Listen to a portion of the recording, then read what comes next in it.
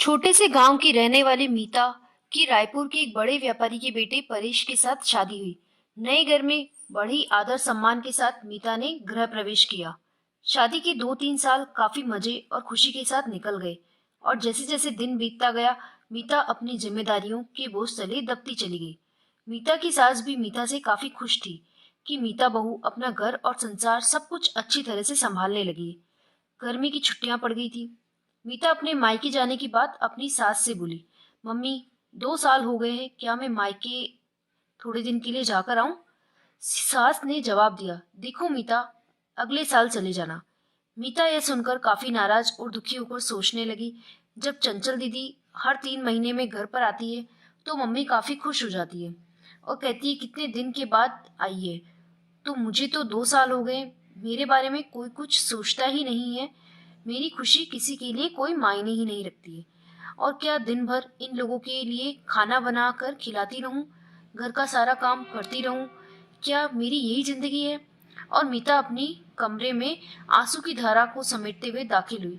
शाम को चंचल दीदी आने वाली है, देखना मम्मी कितना खुश होती है।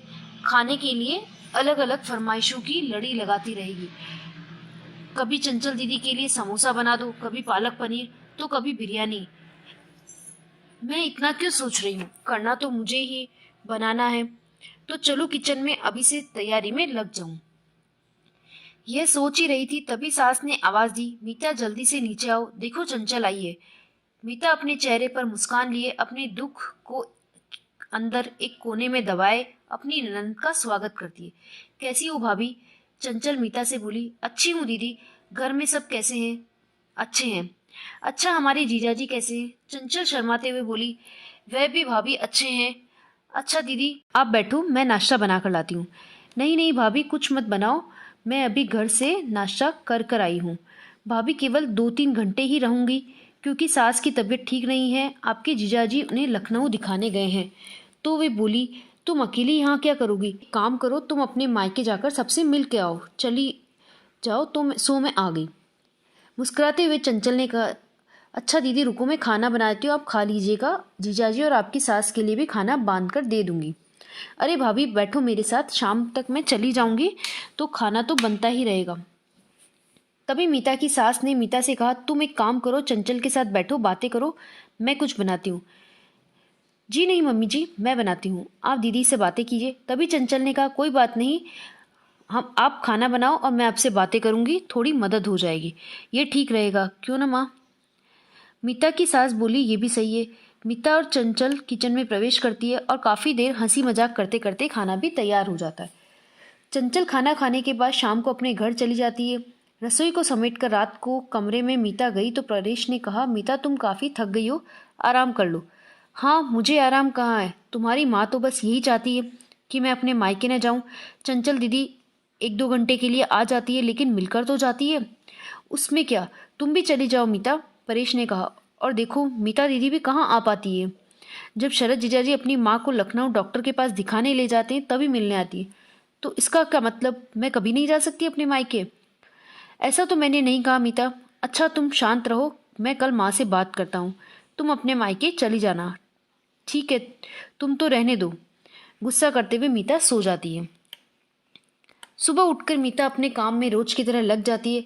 दोपहर में शर्मा आंटी मीता की सास से मिलने आती है और काफ़ी देर तक बातें करती है। तभी शर्मा आंटी मीता की सास से पूछती है, चंचल की माँ, ये बताओ बहू और बेटी में क्या फ़र्क समझती हो? मीता इस सवाल के जवाब का इंतज़ार कर रही थी कि मम्मी जी का इस पर क्या जवाब होगा। मीता की सास ने मुस्कुराते हुए पूछा, बेटी कैसी भी हो पर मीठी होती है और बहू नमक की तरह नमकीन होती है। यह सुनते ही मीता निराश हो जाती है और उसका दिल भी काफ़ी दुख जाता है।